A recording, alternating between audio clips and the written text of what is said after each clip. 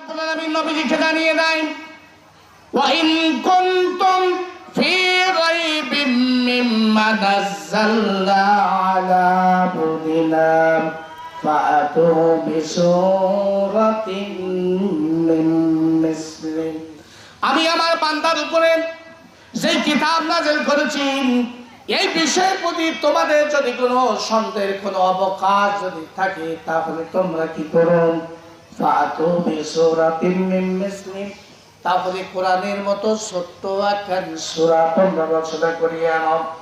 ওয়াদউ শুহাদাকুম মিন দুনিল্লাহ, দুনিয়ার মধ্যে যত রকমের বুদ্ধিজীবী আছে সব বুদ্ধিজীবী বন্ধুদেরকে তুমি একত্রিত করো, দার্শনিকদেরকে একত্রিত করো, ফিলোসফিদেরকে তুমি একত্রিত করো, রাজনীতিবিদদেরকে তুমি একত্রিত করো, সমস্ত মানুষের বুদ্ধি আর শক্তি একত্র করে আমার কোরআনের মতো ছোট্ট একখান সূরা তোমরা রচনা করিয়া আনো।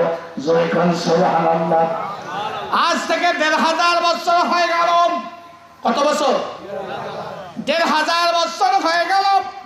আল্লাহর কোরআনের এই চ্যালেঞ্জের মোকাবেলায় পৃথিবীর বুকে বহু মনীষী এসেছেন, বহু রাজনীতিবিদ এসেছেন, বহু দার্শনিক এসেছেন, আপনার কবি এসেছেন, সাহিত্যিক এসেছে। আল্লাহর কালামের চ্যালেঞ্জের মোকাবেলায় আজ পর্যন্ত কেউ আসতে পারে না। কিয়ামত পর্যন্ত কি পারবেন? তাহলে এই কিতাব নাযিল হলো কার উপরে? আমার